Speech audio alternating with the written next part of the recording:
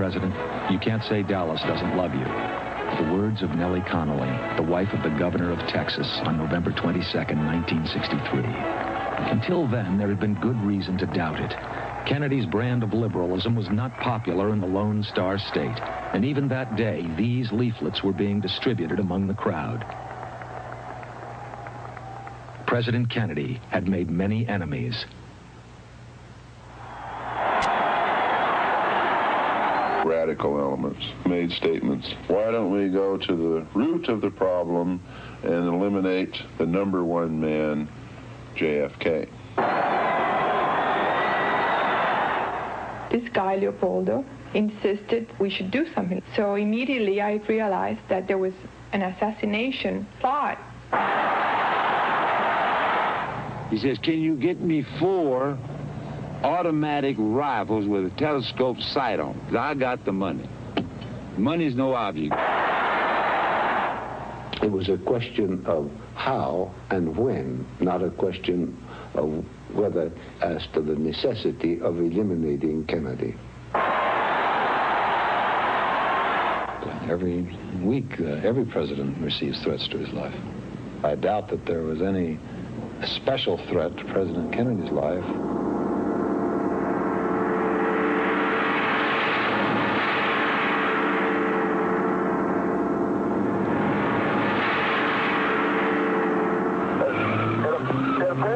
Something has happened in the motorcade route. There has been a shooting. I repeat, a shooting in the motorcade in the downtown area.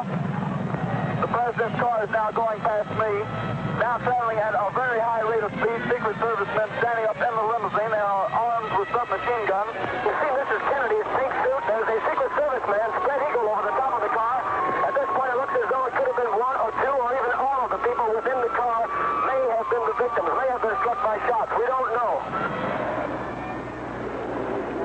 Hospital has been advised to stand by for a severe gunshot wound. And just now we've received reports here at Parkland that Governor Connolly was shot in the upper left chest, and the first unconfirmed reports say the president was hit in the head. That's an unconfirmed report that the president was hit in the head. The policeman says, no, you cannot come in here. You cannot come in here. We'll let nobody else in. It was definitely the president's. Just a moment, we have a bulletin coming in. We're now switching directly to Parkland Hospital. The President of the United States is dead. President Kennedy has been assassinated. It's official now. The President is dead.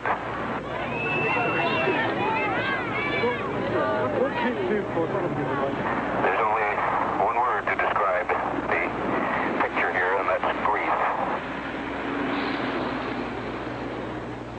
80 minutes after the assassination, Lee Harvey Oswald was arrested.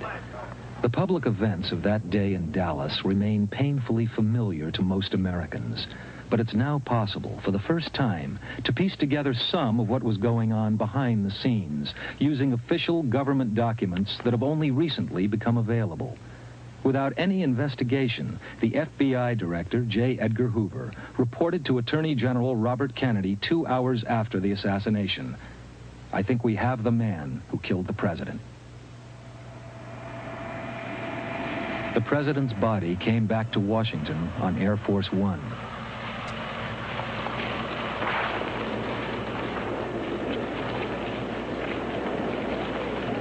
And everyone now had only one question: who killed John Kennedy, and why?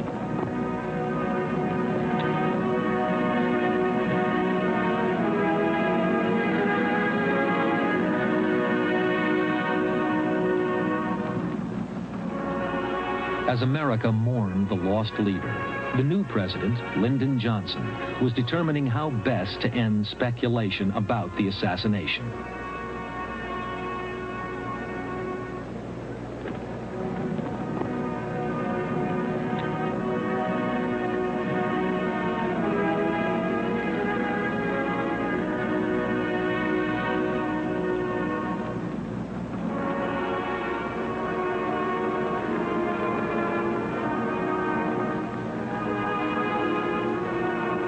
The massive solemnity of the last rites made it all the more difficult for Americans to accept that their president had been killed by a lone nut called Lee Harvey Oswald.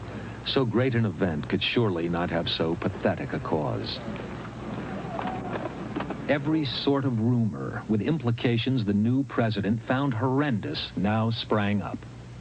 Some accused Johnson himself of being behind the assassination. Others saw the new president as the next target of a conspiracy aimed at destroying the whole system of American government. On November 29th, Chief Justice Earl Warren agreed to chair a presidential commission. The rumors must be quenched and speculation ended, Johnson told Warren. Deputy Attorney General Nicholas Katzenbach had already written to Johnson's top aide.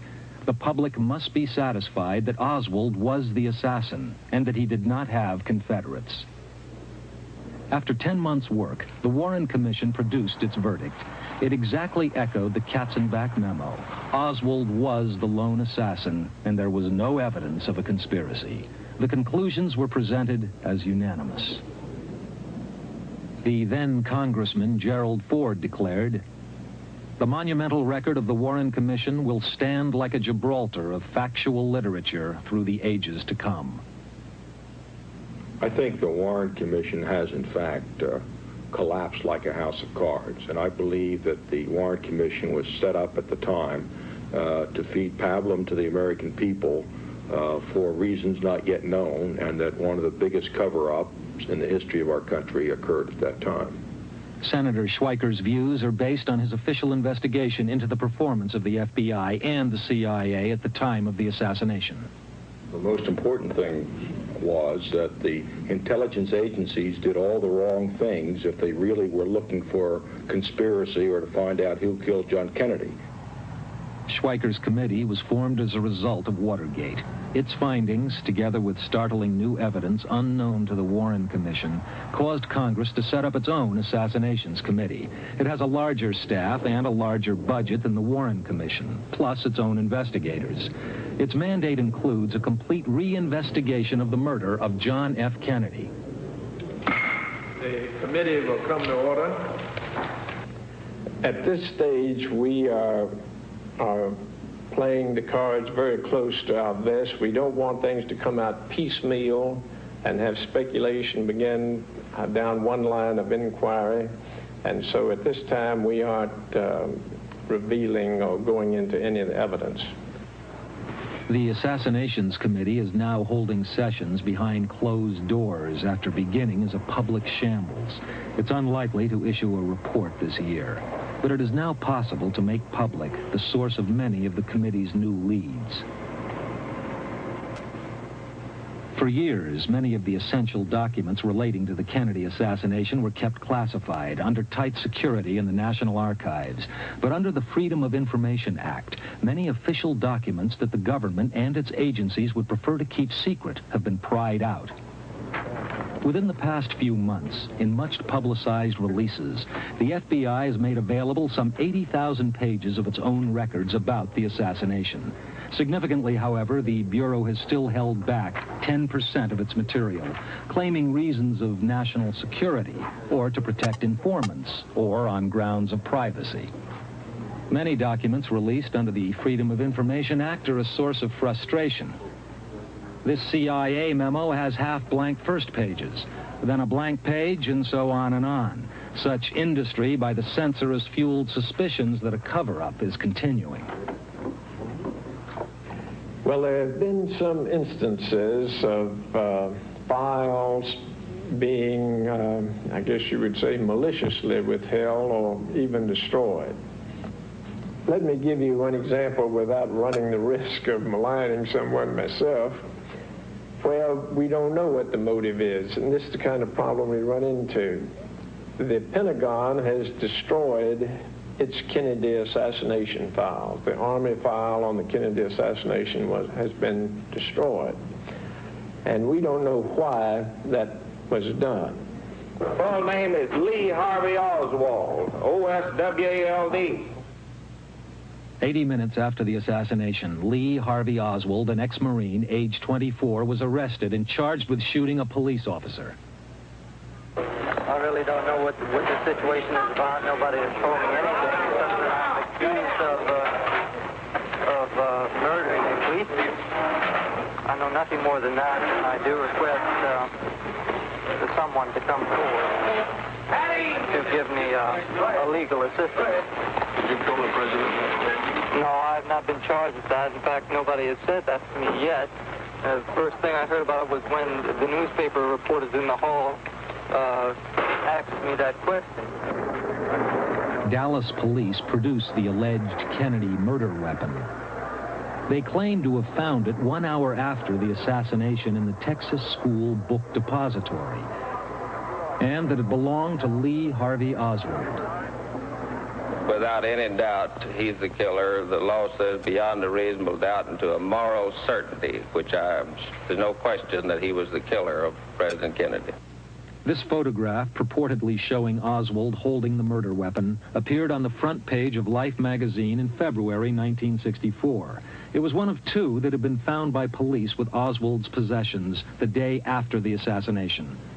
The pictures appeared in the Warren Commission report and helped convince the American public of Oswald's guilt. On television, two of the Warren Commission counsel and chief apologists made great play with the photograph.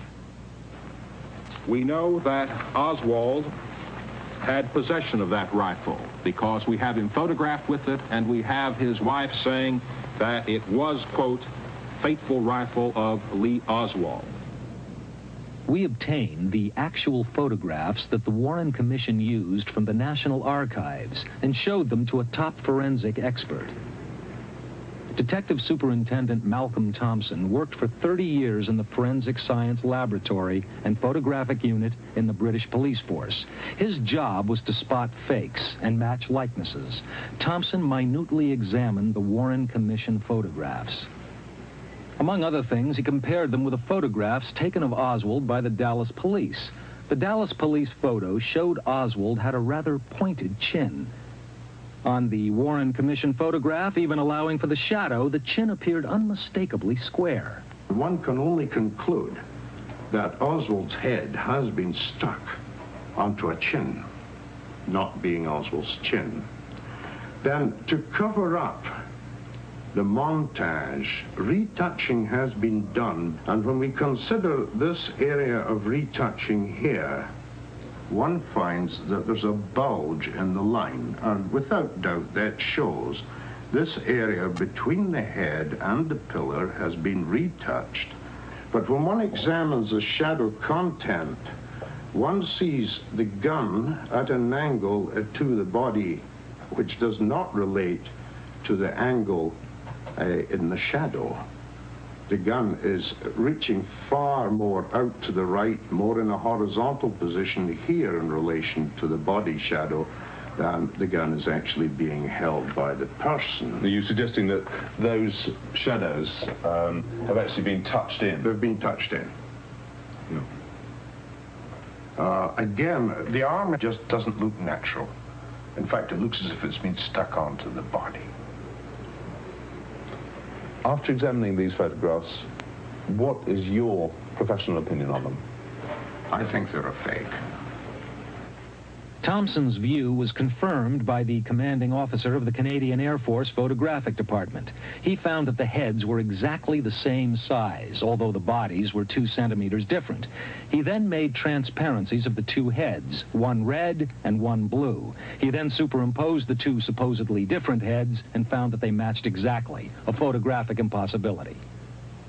The Warren Commission's case against Oswald centered on the celebrated theory of the single bullet that allegedly went through both the president and Governor Connally to emerge virtually unscathed. One Warren Commission lawyer said, to say they were hit by separate bullets is synonymous with saying there were 2 assassins. In other words, 2 people were involved. Newly released documents about the Warren Commission deliberations show the members were far from unanimous about the controversial single bullet theory. Former Senator John Sherman Cooper is the first member of the Warren Commission to agree to talk on television about what went on inside the deliberations. Yes, there were disagreements.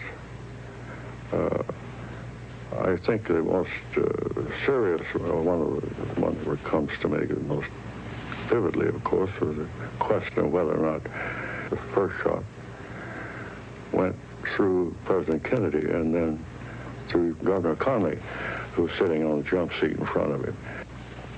I heard Governor Connally testify very strongly that he was not struck with the same bullet, and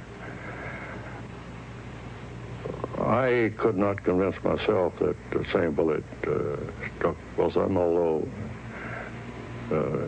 you had experts who said it could. And you mean that you yourself weren't convinced about the single bullet theory? Which no, I wasn't convinced by it. Neither was Senator Russell. Just before he died in 1971, Senator Russell caused the first cracks in the Warren Commission's Gibraltar of factual literature. Russell said publicly, "I think someone else worked with Lee Harvey Oswald." Dallas Police Chief Jesse Curry was in the fatal motorcade just ahead of the president and cannot accept the Warren Commission view that the only shot came from behind. I think there's a possibility that one could have come from in front of us. We've never been able to prove that. But just in my mind, and by the direction of the blood and brain from the president from one of the shots, it would just seem that it would have to be fired from the front rather than behind. I can't say that I could swear that I believe there was one man and one man alone. I think that there's a possibility there could have been another man. In his 12 hours of questioning by Dallas police, Oswald continuously denied he had shot the president. The notes of his interrogation have never been produced. The Assistant Attorney General of Dallas, William Alexander, was present at several of the interrogation sessions, and he remains disturbed by the curious demeanor of Lee Harvey Oswald. I was amazed that a person so young would have the self-control that he had. It was almost as if he had anticipated the situation. It was almost as if he had been rehearsed or programmed to meet the situation that he found himself in. It was almost as if he anticipated every question, every suggestion, every move that any of the people in charge of him made. Rehearsed by whom? Who knows? The question, who was Lee Harvey Oswald, is central to the mystery. It's now possible to re-examine Oswald's life in the light of documentary evidence unknown to the Warren Commission or deliberately withheld. Oswald spent his early years in an orphanage. At the age of 17, he joined the U.S. Marine Corps. A year later, he was sent to one of the most secret U.S. bases in the world, Atsugi in Japan. From here, the CIA operated spy flights over communist China using U-2 reconnaissance planes. Oswald became a radar operator, granted special security clearance with access to top-secret codes and flight plans. Oswald was known as something of a loner. He began to learn Russian, and he earned the nickname Comrade Oswaldkovich. The Marxist Marine and the CIA base seemed a curious contradiction. He crossed paths with Sergeant Jerry Hemming, who also served in radar control at the Atsugi base and had been recruited by naval intelligence. The first time I met Oswald, I felt he was working for somebody. And I felt at that time it was naval intelligence. What made you feel that he was working for an intelligence? By the questions he was asking and by his obvious knowledge of my background. Somebody had briefed him. In autumn 1959, Oswald suddenly left the Marines and went to Moscow. Unexplained money and an unlisted flight enabled him to arrive at the American Embassy. There he told Consul John McVicker he intended to become a Soviet citizen and turn over American radar secrets. McVicker felt he was following a pattern of behavior in which he had been tutored by a person or persons unknown. Seemed to be using words he had learned but did not fully understand. In short, it seemed to me there was a possibility that he had been in contact with others before or during his Marine Corps tour who had guided him and encouraged him in his actions. Oswald went to work in a radio factory in the Russian city of Minsk. But in America, at the same time, Oswald's identity was causing a problem for the FBI. In a secret memorandum, J. Edgar Hoover wrote on June 3, 1960, there is a possibility that an imposter is using Oswald's birth certificate. Later, another memo described that possibility as fact. During his 2.5 years in Russia, Oswald got married to Marina Prusakova, the niece of a Red Army colonel. He is thought to have been a Soviet intelligence officer. In 1962, Oswald was allowed to leave Russia for the United States. The defector was allowed back into the country with no hostile reception. Richard Sprague was the director of the House Assassination Committee at its formation. His trip to Russia raised a number of questions that we wanted to get into. For example, when any American went to Russia and renounced his American citizenship and subsequently changed his mind and wanted to come back to this country, upon returning to this country, there was a thorough debriefing by the CIA, with one exception, as far as we could ascertain, Oswald. The key is, why did they let him bring a Russian-born wife out contrary to present Russian policy? He had to get a special dispensation from the highest levels to bring his Russian-born wife out. That in itself says that somebody was giving Oswald highest priority, either because we had trained and sent him there and they went along and pretended they didn't know to fake us out, or in fact they had inculcated him and sent him back here and were trying to fake us out that way. But he got a green light that no other American had gotten at that particular point in time. The CIA Deputy Director of Plans, Richard Helms, swore to the Warren Commission that the agency never had or contemplated any contact with Oswald. That testimony is now known to be false. A CIA document by an unnamed agent has recently been released under the Freedom of Information Act. The officer writes, "We showed intelligence interest in Oswald and discussed the laying on of interviews."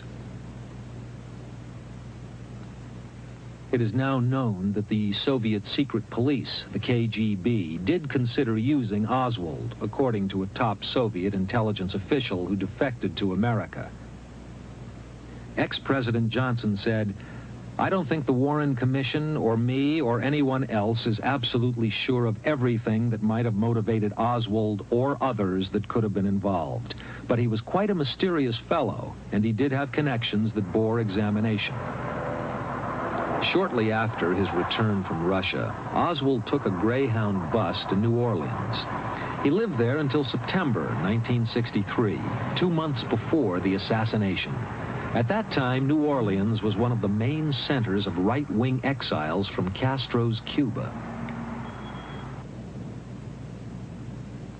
In New Orleans, Oswald remained true to his image as an amateur Marxist, and this time the cause was Cuba. Soon after arriving, he was out on the streets distributing pro-Castro leaflets for the Fair Play for Cuba committee. Oswald was the committee's local spokesman and only member, a futile gesture in the New Orleans of 1963. Oswald had picked the very issue which had bedeviled the presidency of John F. Kennedy from the beginning.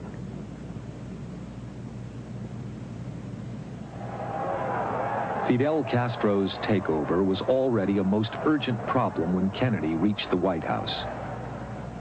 Dr. Carlos Bringuier, a rabidly anti-communist Cuban exile, encountered Lee Harvey Oswald in New Orleans. Today, as then, Bringuier has no doubt about Oswald or who was behind his actions. Lee Harvey Oswald killed President Kennedy. Lee Harvey Oswald killed Officer Tippit. Lee Harvey Oswald was a Marxist. Lee Harvey Oswald was a Castro follower. It has been proved that the Kennedy government was trying to get rid of Castro. I am sure that Castro get rid of Kennedy. In the months before the assassination, billboards in the streets of Havana blatantly identified Cuban public enemy number 1, President John F. Kennedy.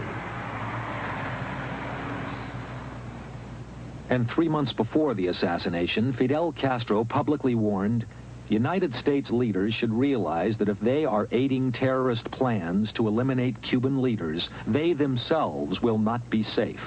Today, Castro denies that he had anything to do with the assassination. ¿Por qué? Porque nosotros no creemos que son los hombres. Why?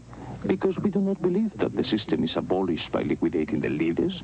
It is the system that we opposed. The reactionary ideas, not the men. Our reaction to the assassination was one of grief, because it seemed to us a painful, tragic way for Kennedy's life to end. Trágica de que terminara la vida de Kennedy. Unknown to President Kennedy throughout his time at the White House, the CIA was hatching an extraordinary series of assassination plots against the life of Fidel Castro. These plots were never revealed to the Warren Commission, even though one of its members, Allen Dulles, had himself been director of the CIA when the plans were conceived.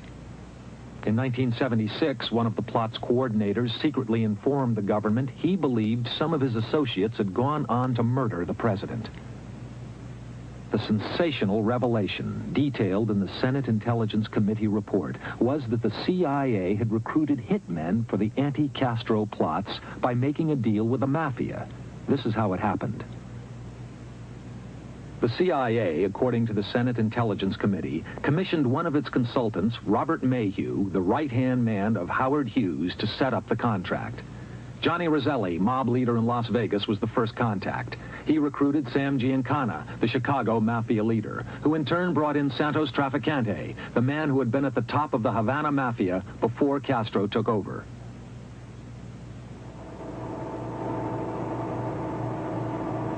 The fashionable Fontainebleau Hotel, Miami, was the setting for one of the first meetings between the CIA and the mafia.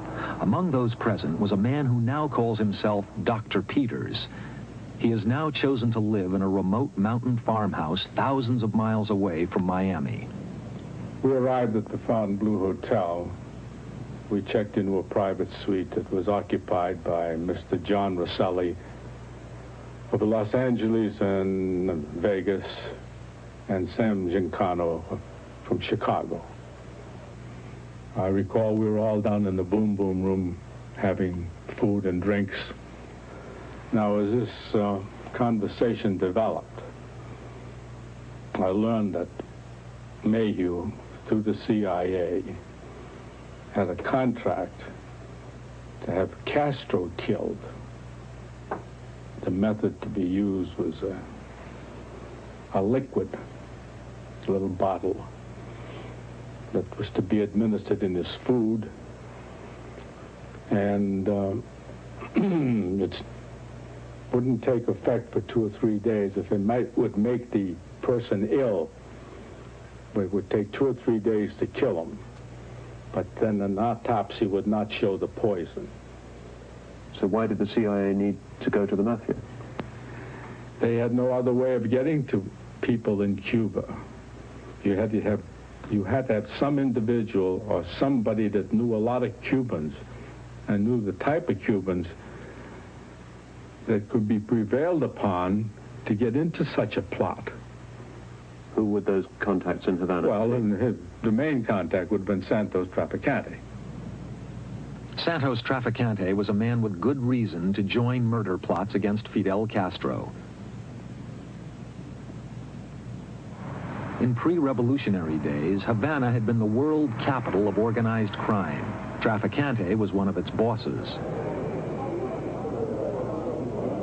There was a profit of $100 million a year from gambling, prostitution, drugs, and luxury hotels. But under Castro, everything changed. Within 18 months, the hotels were deserted, the casinos nationalized, and Santos Trafficante was in jail. The humiliated mafiosi now had a common cause with America's invisible government. Things did go on at the CIA that the president did not totally know about. That's become clear in the investigations of subsequent CIA activities in Cuba, most particularly the attempts to assassinate Castro. President Kennedy certainly knew nothing about that. Are you saying that President Kennedy didn't know of the attempts by the CIA, the plots by the CIA to assassinate Castro? Correct.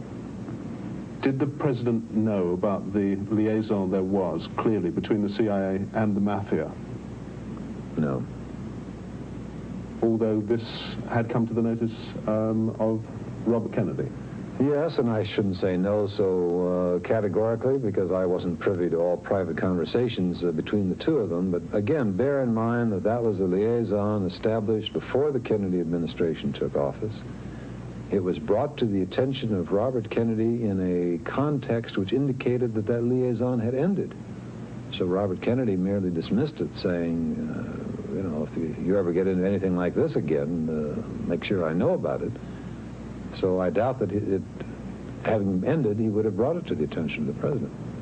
In the years after the assassination of the president, Robert Kennedy was reportedly tormented by the notion that the CIA mafia plots had backfired against his brother. Judge Burt Griffin was one of the legal counsel for the Warren Commission. He now feels that the commission was duped by the CIA, which concealed its assassination plots against Castro. I feel betrayed.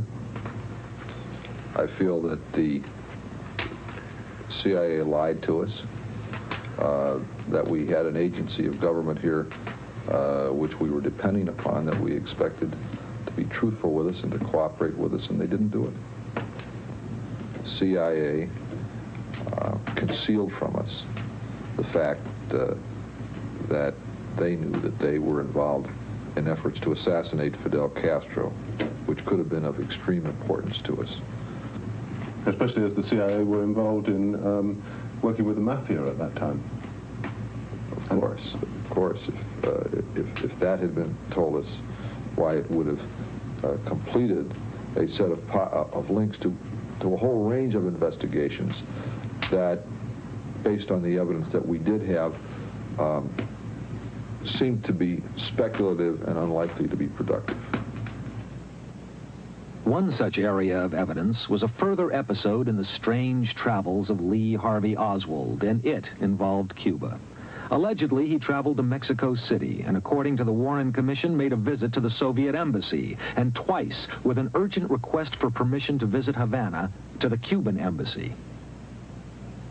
The commission examined Oswald's visa for Mexico, number 24085. But in the list of other visa applicants made in New Orleans the same day, the FBI said it could not identify the person next to Oswald, 24084. It was not true. We now know the second traveler's identity. The missing name was William George Godet. His identity has been revealed only because of a bureaucratic blunder when another FBI document was declassified. At the time he received his visa for Mexico immediately before Oswald, Godet was and had been for years an operative for the CIA.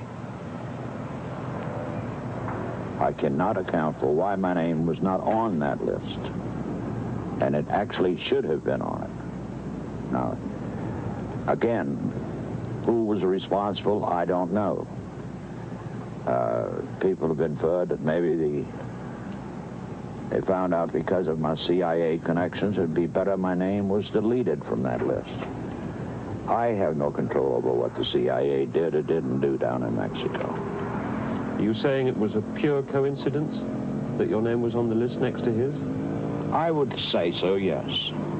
I know it's hard to believe because this word coincidence keeps cropping up in everything that I seem to do, that I'm just loaded down with coincidences, and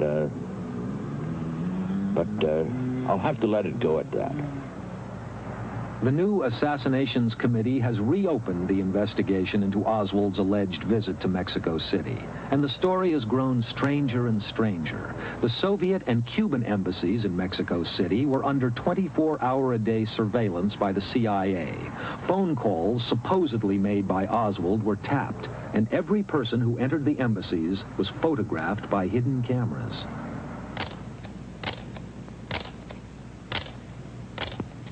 But as the record now reveals, these were the photographs which the CIA produced.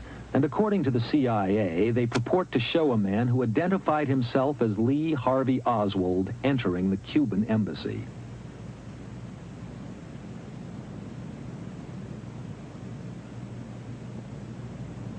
The photographs allegedly of Oswald going into the Cuban embassy, as we all know, in fact, were not photographs of Oswald. Secondly, it turns out that those photographs, even if they were of the wrong person, you would expect they would be of a person entering the Cuban embassy, but it turns out they are photographs of someone entering the Russian embassy, and there's a question raised, how could they so mix up even what building they're talking about? In addition, when we inquire, well, where were the photographs you took of people who entered the Cuban embassy on the day in question, we are told that the cameras did not work that day, and we then want to start talking. I want to talk to the camera people, and I want to find out, is that true? And that's where we get stopped. Unbeknownst to me and deliberately denied to me during the hearings of my subcommittee was another set of photographs of this same man. We put Lee Harvey Oswald's name on them. We say we now don't know who he is, and we deliberately withheld from the Warren Commission and my committee 2 other photographs of this man in 2 separate changes of clothing. The cover-up is going on. On whose instructions do you think those photographs could have been withheld now from your committee? Well, it has to be somebody very high up in government who doesn't want it to come out. I don't know who held it up, but all I can say is I'm sure it was at the highest level, because I think this whole thing points to being at the highest level.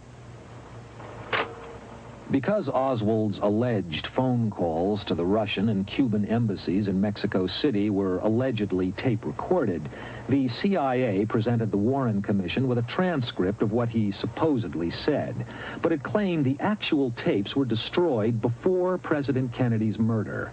The House Assassinations Committee learned differently. The CIA said that they had reused that tape prior to the assassination of President Kennedy, yet the FBI has a document stating that some of their agents listened to the tape after the assassination of President Kennedy, and the voice on there was not Oswald's. In addition, the CIA presented a transcript of that conversation. We had interviewed the typist who typed it up, who said that the transcript presented was not, in fact, what was typed up by whoever it was who spoke on that conversation. These are areas that I wanted to get into. There is now new evidence that someone in the CIA did try to implicate Cuba in the assassination, and on top of that, confuse the investigation into the activities of the real Lee Harvey Oswald. Antonio Veciana was once a CIA operative. He says that within days of the assassination, his CIA case officer asked him to persuade his cousin Reese in Cuba's embassy in Mexico to say Oswald had been there. He questioned me, do you think if we can offer good money, a great deal of money to Reese, he can accept that he was with Lee Harvey Oswald in Mexico? So you think that the American case officer, the American intelligence officer, was trying to make up a story? Yes. Why did you never give this information to the Warren Commission? I never received a subpoena or I never received a call. And in my profession, you know, this is a risk to talk. And now it's 15 years. But in that time, it's better to be quiet and to be silent. Sometimes we ask ourselves if someone did not wish to involve Cuba in this. Because I'm under the impression that Kennedy's assassination was organized by reactionaries in the United States, and that it was all the result of a conspiracy. This is my opinion. And my impression is that the man who carried it out was a provocateur. The great hope of the Cuban exiles during Kennedy's presidency was the amphibious landing at the Bay of Pigs. Instead, it was a victory for Castro. In the wake of the exiles' defeat, President Kennedy seemed to provide the boost of morale the exiles needed. Castro and his fellow dictators may rule nations. They do not rule people. They may imprison bodies, but they do not imprison spirit. They may destroy the exercise of liberty, but they cannot eliminate the determination to be free. Thousands of dispossessed Cubans gathered to hear the president in Miami, and the promise in his words was just what they wanted to hear. I can assure you that this flag will be returned to this brigade in a free Havana. The speech was rapturously received, but in the crowd were many who blamed Kennedy for not intervening at the Bay of Pigs. U.S. authorities were now actually preventing many guerrilla raids against Castro, and some suspected Kennedy was going soft on communism. In the eyes of some CIA-trained militants, Kennedy had become a traitor to the cause. At that time, in late 1962, Jerry Hemming, ex-Marine and intelligence operative, was training anti-Castro guerrillas. He worked with some of the most violent Cuban militants, with the most passionate feelings about the exile cause.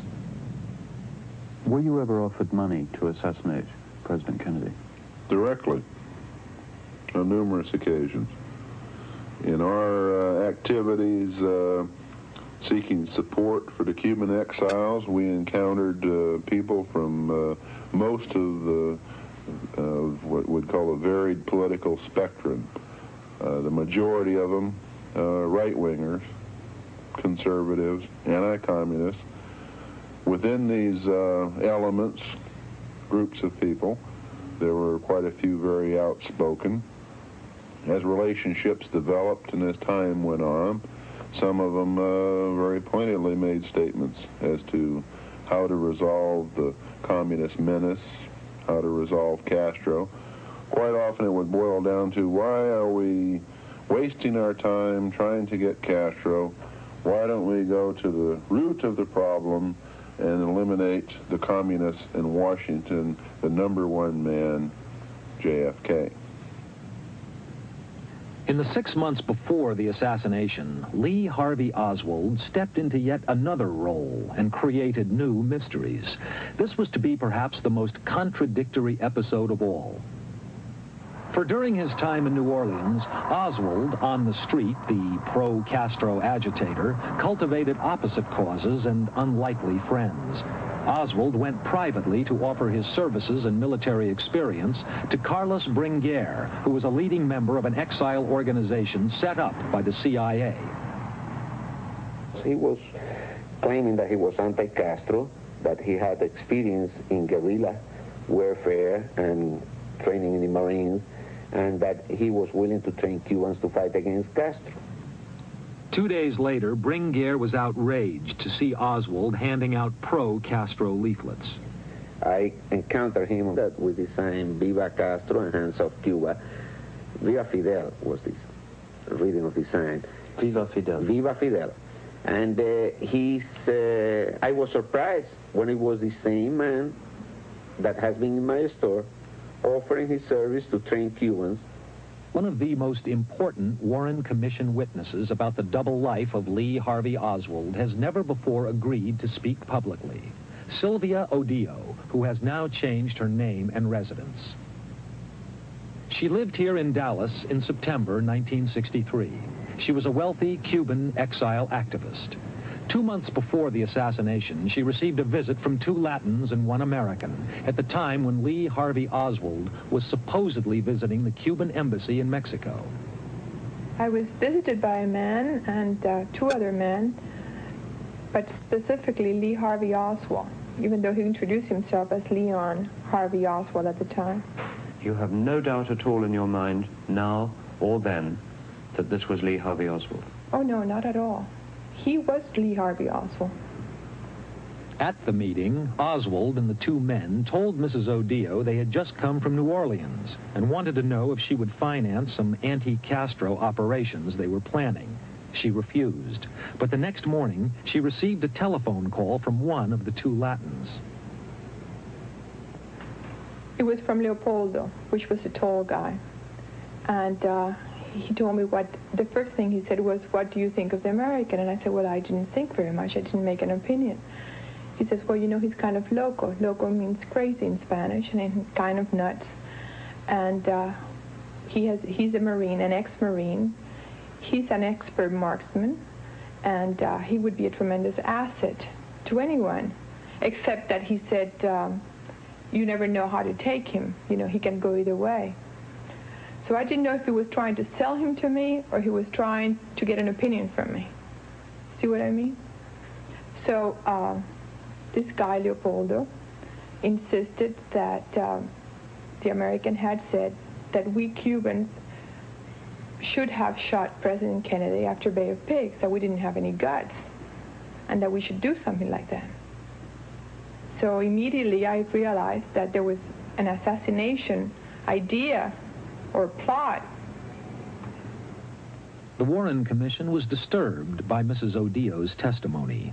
Papers now declassified show that Commission staffers found Mrs. Odio extremely credible, but members of the Commission decided to ignore her story. The Chief Counsel, J. Lee Rankin, said testily, "At this stage, we are supposed to be closing doors, not opening them. That may have been a bad misjudgment." I still believe that he had nothing to do with Cuba, with Fidel Castro. I still believe that it has something to do with sources within the United States, using perhaps Cubans in this conspiracy. And I still believe that it is a conspiracy. And the interesting thing is that here was Oswald, who had two associations. One is with Sylvia Odio, with a group of anti-Castro Cubans, so he was clearly with them and associating with them, who had some motivation. Same time, he was handing out leaflets for the Fair Play for Cuba Committee with the other side of the fence. So the two groups that had the most motivation to assassinate the president, he was dealing with, and we decided not to investigate either avenue. We didn't want to be embarrassed by the Cuban connection. Was there no investigation at all of Oswald's connections with the pro and anti-Castro factions? Very little. In fact, this gets back to being an agent or double agent, because he played both roles.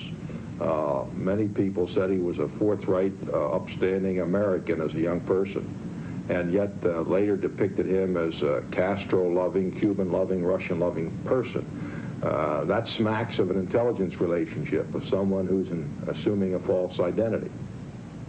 There is now considerable evidence of Oswald's links with agents from the CIA and the FBI in the months before the assassination. In August 1963 in Dallas, the CIA operative Antonio Veciana met with his case officer Maurice Bishop. Bishop was the CIA coordinator of the most violent anti-Castro exile group. And in Dallas, he also met with Lee Harvey Oswald. I saw Lee Harvey Oswald in Dallas in a meeting of 10 or 15 minutes with Mr. Maurice Bishop in Dallas in that time.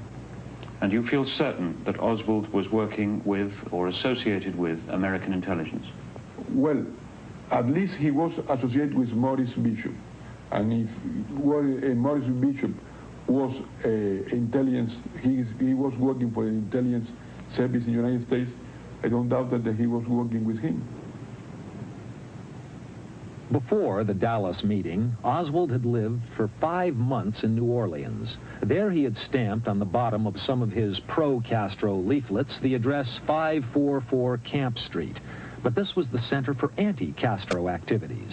It was occupied by a former top FBI agent, Guy Bannister, now heavily involved with right-wing Cuban exiles. Bannister met with Lee Harvey Oswald. I do know that I saw him one time with a former, I think he was an FBI agent, a man by the name of Guy Bannister. And Guy, of course, is now dead. What Guy's role was in all of this, I really don't know. But I did see him discussing various things with Bannister at the time, and I think Bannister knew a whole lot of what was going on. In Magazine Street, New Orleans, Oswald worked for the William Riley Coffee Company and would often make visits next door to the Crescent City garage. It was the garage that the FBI used to park its unmarked cars. Its owner, Adrian Alba, says that on at least 2 occasions he personally witnessed Lee Harvey Oswald receiving white envelopes delivered in cars that were part of the FBI pool. Alba had no idea what the envelopes contained.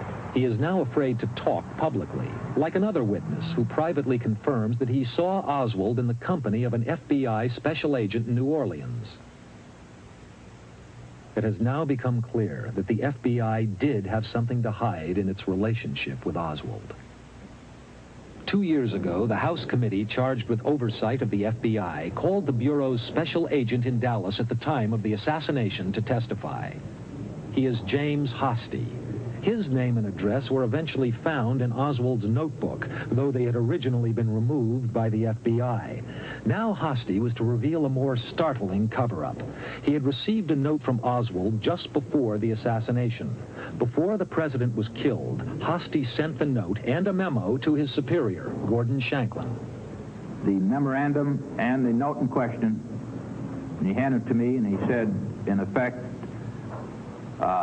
Oswald's dead now. There can be no trial.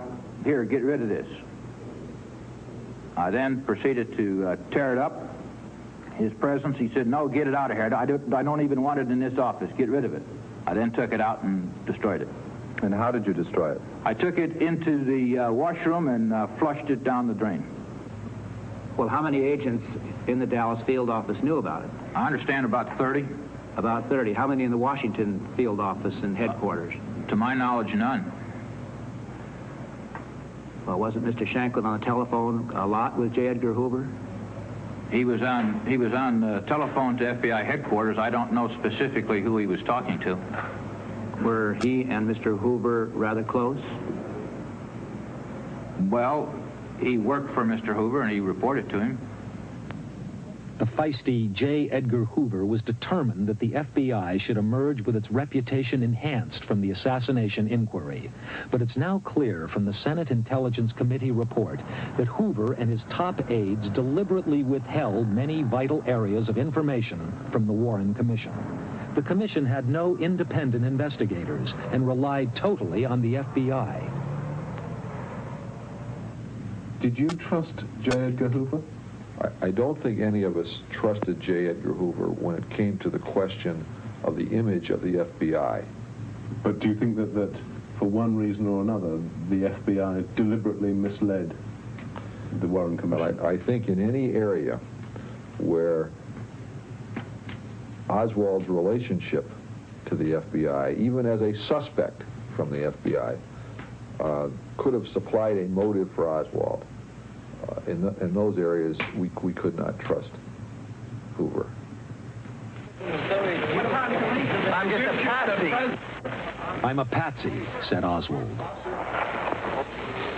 But whatever he might eventually have revealed about his links with intelligence agents was lost to history when he was silenced forever in Dallas Police Headquarters.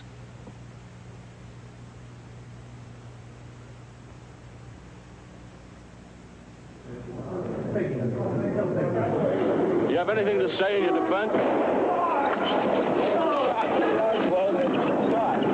Oswald has been shot. The suspect's name is Jack Rubenstein, I believe. He goes by the name of Jack Ruby.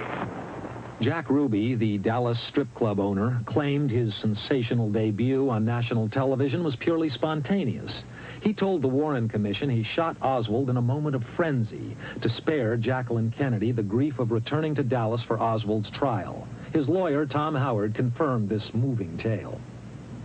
He told me that really the first thing that he remembered of the shooting itself was when he was in the homicide office after the shooting, and he says they were shouting, and someone was shouting at him, you shot Oswald. Why did you shoot Oswald? And that's really the first recollection he has of it. I would think that we would at least plead temporary insanity. Years later, it became clear that Ruby's reason for shooting Oswald was just a clever lawyer's invention. In a note to a different lawyer at his trial, 7 months after the assassination, Ruby wrote, "You should know this. Tom Howard told me to say that I shot Oswald so that Caroline and Mrs. Kennedy wouldn't have to come to Dallas to testify. Okay? This note was unknown to the Warren Commission or to the jury in Ruby's trial, as was much else about the life of Jack Ruby. The commission found no substantiation for rumors linking Ruby with pro- or anti-Castro activities, and no significant link between Ruby and organized crime. Jack Ruby died of cancer in 1967. He's buried in Chicago, where his career began. In the 30s, under his original name, Jack Rubenstein, he was a runner for Al Capone. In 1939, he made the news. He was involved in police inquiries following the murder of a Chicago union boss. Jack Rubenstein was then the local union secretary. 20 years later, Robert Kennedy, in his book on the underworld, The Enemy Within, called this murder a key step towards mafia domination of the Teamsters Union. From Chicago, Ruby moved to Dallas, where he was to run the Vegas and Carousel strip clubs. But in report after report from the FBI and Dallas police, Ruby is identified as a key figure in narcotics, gambling, and prostitution. Jack Ruby was the man to see in Dallas. His best friend, who represented Ruby's direct link to the top mafia bosses, was Louis J. McWillie. I idolized that boy, Ruby told the Warren Commission. In 1958, McWillie left for Cuba.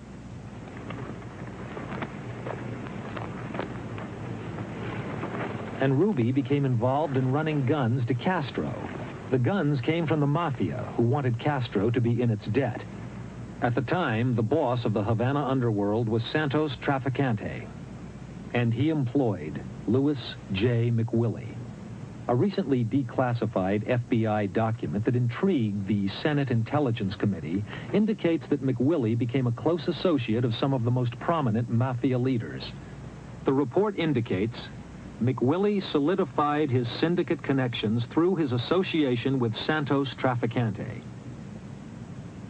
Traficante was jailed when Castro took over. Then Ruby contacted an intimate of Castro, the gun runner Robert McKeon. He wanted to know if he could come down to talk to me about a few things that he wanted to talk about. Getting somebody out of Cuba, if I could help him get him out. I said, well, that's all right, come on down. So I think the next day he came out to the bar where I owned it. And he walked up, and he was well dressed. He was dressed real nice, you know, and he introduced himself to me, and I said, well, you're the one that called last night. He said, yeah, my name is Ruby, Jack Ruby. And I'd like to go over to Cuba. He said, what if you give me a letter of introduction to Castro? I said, no, I wouldn't want to do anything like that. He said, well, I certainly wouldn't make it worth your while to do it. I said, what do you mean worth my while? He said, well, I believe that it'd be worth a lot of money to me. And I said, well, I don't know how much money it'd be worth. I said, but... And so he mentioned $25,000, but to my opinion, that was quite a bit of money. Well, I found out later through friends of mine that he did go to Cuba, and he did use my name. There is documentary evidence that when Ruby reached Havana, he paid several visits to the jailed mafia leader, Santos Traficante. It comes in a declassified CIA cable quoting a British journalist who was in the same jail as Traficante. The memo says, Traficante was visited frequently by an American gangster type named Ruby. Traficante was released after 6 months in jail. He left Havana to run the organized crime empire in Florida. Nothing in relation to this, okay? No comment. It was in Miami that Traficante became the top coordinator of the secret CIA mafia plots against Castro, working with Johnny Roselli and Sam Giancana. But while the invisible arm of the American government was embracing the mob, all unknown to President Kennedy, his administration had launched an unprecedented war on organized crime, led by Attorney General Robert Kennedy. I think that in the field of organized crime, I think it's a very serious situation that's facing the country at the present time. I think a lot of steps can be taken in order to deal with the problem. I think it's gotten much more serious over the period of the last 10 years. During the Kennedy administration, organized crime convictions increased from 35 in 1960 to 160 3 years later. And in the same period, the number of mafia leaders targeted for prosecution rose from 40 to 2,300. Robert Kennedy's first major target was Carlos Marcello, still one of the 3 most powerful mafia leaders in the country. His personal empire extends through Texas and most southern and border states. His base is in New Orleans, in a state where crime income is put at over $1 billion a year. Marcello had long been an adversary of the Kennedys, since he had appeared before their senatorial committee on organized crime and exercised his constitutional rights. Of government to keep unionization out of Jefferson Parish. I decline to answer on the ground of mere intending crimination. Now, according to the information that we have, you are an associate of Mr. Frank Costello, is that right? I decline to answer on the same ground. In 1961, Marcello was picked up on the street and deported to Guatemala. The Attorney General had struck. It was a public humiliation that Marcello did not forget. After legal finagling, he returned to America, and in September 1962, he called a meeting at a hunting lodge outside New Orleans. One of those present told Pulitzer Prize-winning crime journalist Ed Reed how Marcello sought revenge on Bobby Kennedy. Bobby, to him, represented what the citizens like to think of as a stone in his shoe, a place where it hurts the most. And he blazed out, "Levarse una petra de la scarpa," which means take the stone out of my shoe.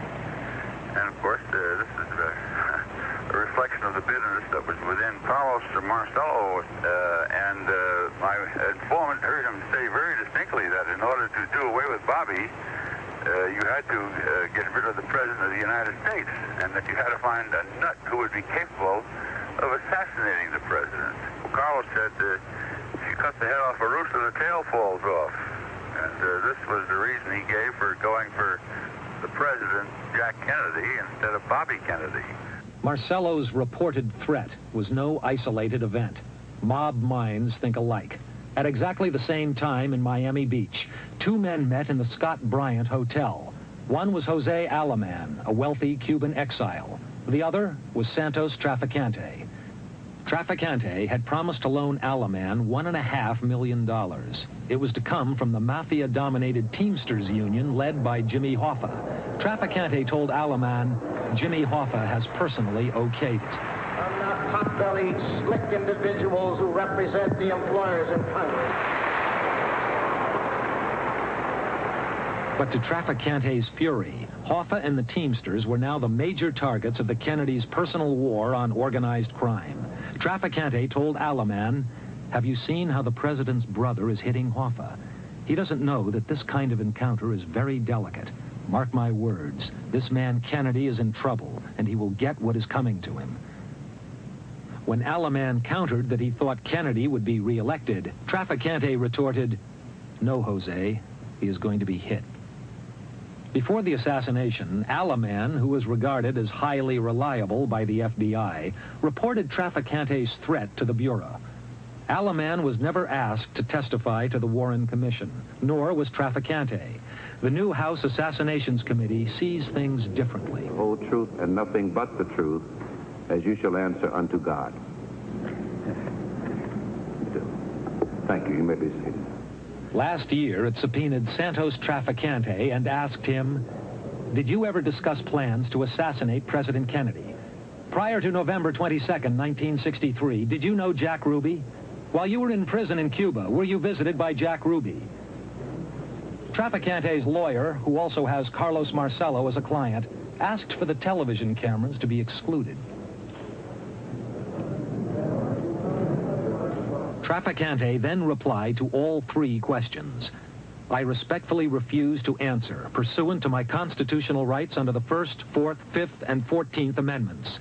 2 of Traficante's associates in the CIA mafia plots against Castro were not so fortunate.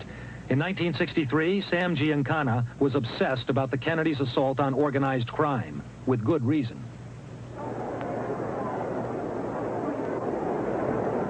Robert Kennedy had placed him top of the hit list for special attention.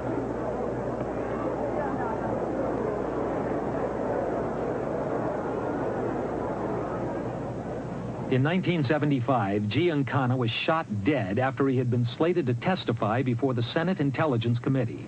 A year after Giancana's death, Johnny Roselli did testify in secret. Roselli, it emerges, had met Jack Ruby in Miami 2 months before the Kennedy assassination. He apparently told the committee his co-conspirators in the CIA mafia plots had gone on to murder Kennedy. And Jack Ruby was ordered to eliminate Oswald, said Roselli. 2 months after giving new secret information to Intelligence Committee investigators, Roselli's mutilated body was found floating in Miami's Dumbfoundling Bay, stuffed in an oil drum. He was killed to shut him up once and for all. You see, originally, now this is personal opinion, originally this was to be a great secret. This was never to leak. You know, this is a terrible thing to have one country plotting to kill the leader of another country. Mayhew blew it first. He became the squealer, so he was out. The rest of us all kept quiet, forgot about it. I never heard of it. Who wanted to stop Johnny Roselli talking?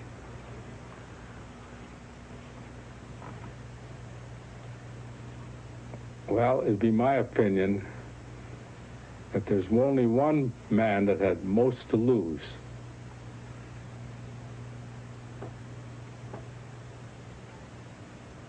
I don't want to name him because I have no proof.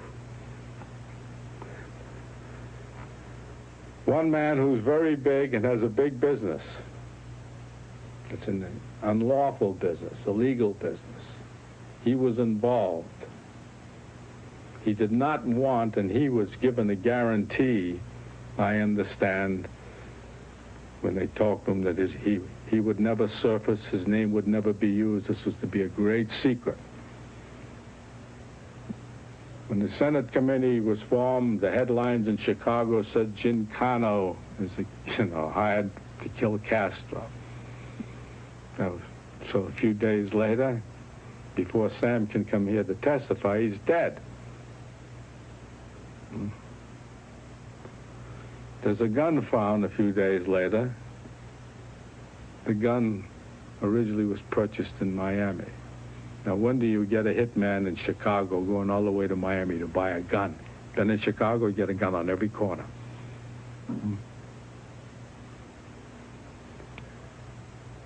Somebody didn't want Sam to testify, and all Sam was going to say, I gave a contact to Santos. Period. I don't know anything more about it. Santos Traficante. That would have been the headline. Was there anything about the way they were killed that indicated? Well, in Sam's case, the shooting, placing the bullets around the mouth,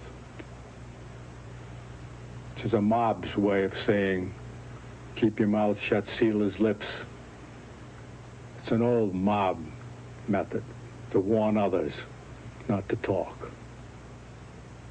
The Kennedy War on Organized Crime had begun in the late 50s when they probed union corruption and Jimmy Hoffa's role in the Teamster Mafia alliance.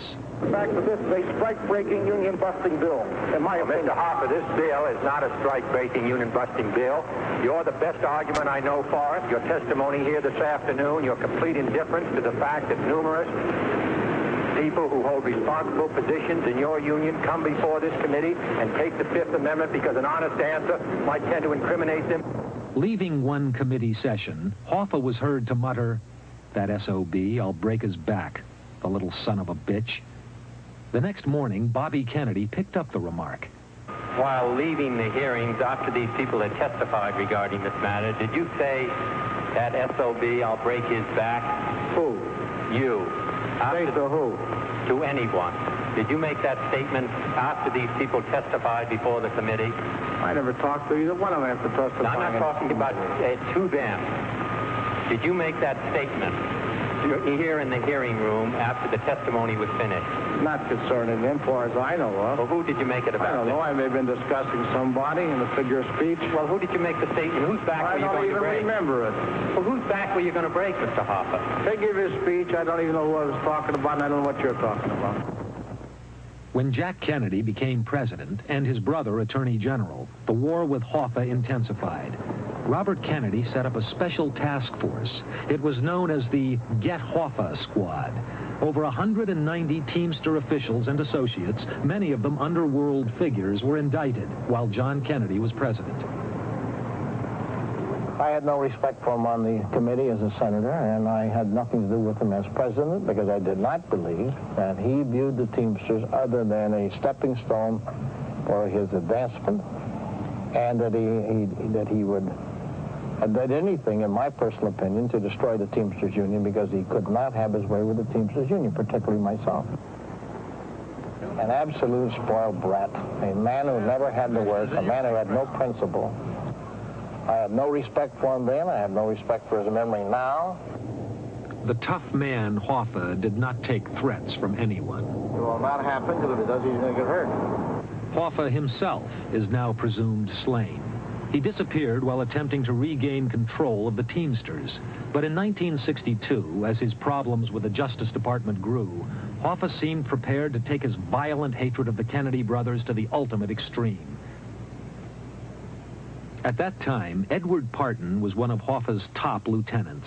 Parton says that while at Teamsters headquarters in Washington, Hoffa said of Robert Kennedy, "Someone needs to bump that son of a bitch off. His house isn't guarded. You know somewhere where you can get a hold of a plastic bomb? Somebody must be got to throw one in his house, and the place will burn after it blows up." I learned in 1962 that Mr. Parton had been entrusted with the mission of securing plastic explosives to be used in either blowing up Mr. Bobby Kennedy, then the U.S. Attorney General, in his automobile or in his home. Did you learn anything that backed that up from your own personal experience? Yes, there were 2 telephone calls that were monitored by me. The calls originated with Mr. Parton and terminated with Mr. Hoffa on the other end of the line. Mr. Parton discussed as briefly as possible, being cut off by Mr. Hoffa, that he had obtained the plastic explosive that Mr. Hoffa was seeking. Do you consider that Mr. Hoffa's hatred or motive for murder was directed against the Kennedys in general? Yes, I do. And could also have been directed against the president? Yes, I believe that. Were there close links between Hoffa and the leaders of organized crime? Those who are purportedly members of organized crime, such as Mr. Carlos Marcella of New Orleans, was closely linked to Mr. Hoffa, according to what Mr. Hoffa told me in 1964.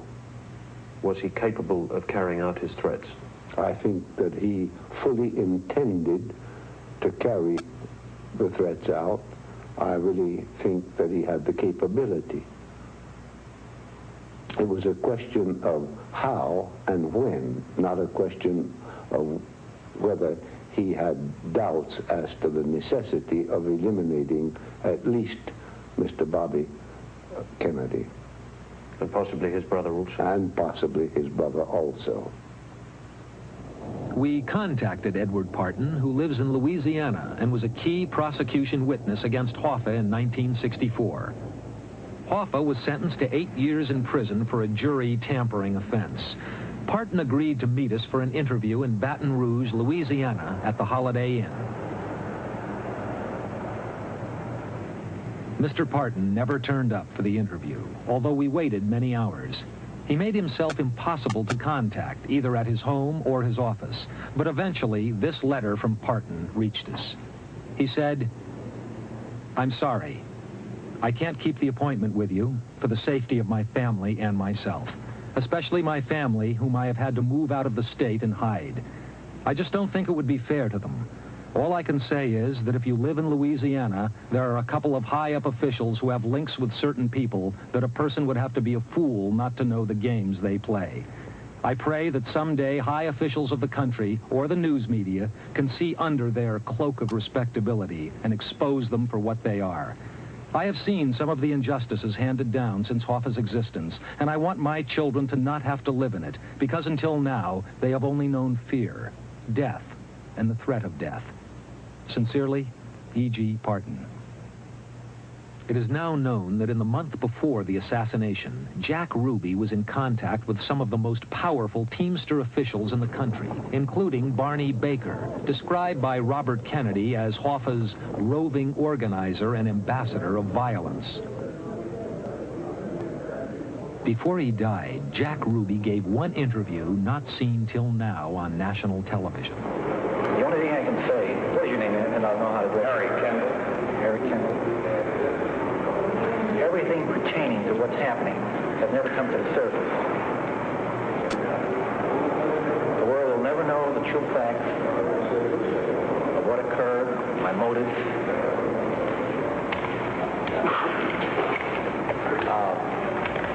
In other words, I'm the only person in the background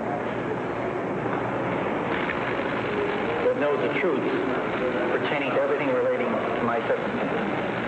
Do you think it'll ever come out? No, because unfortunately,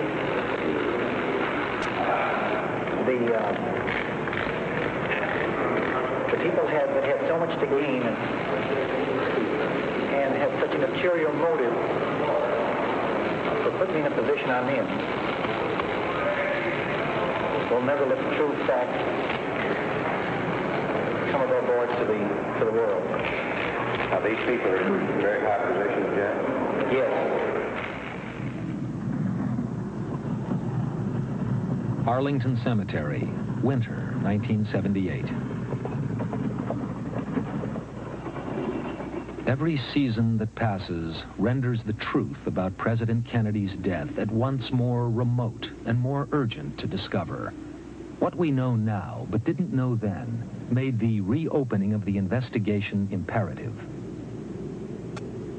The Warren Commission acted to squelch what it called dirty rumors, but many of them have turned out to be true.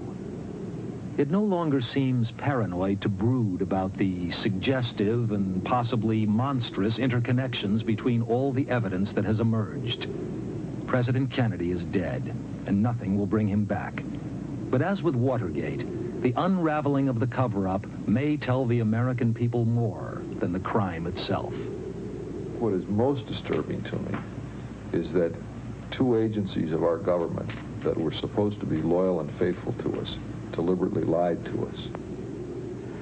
I feel outraged that we have not discovered the truth when I think the American public needs to know the truth for history's sake, for all of us. I'm very angry at all the forces that I cannot understand. So much has happened, not only with respect to the CIA, but with respect to Watergate and so on, that I obviously cannot exclude anything as being beyond the realm of possibility. The impossible has happened many, many times. One of the biggest cover-ups in the history of our country occurred at that time.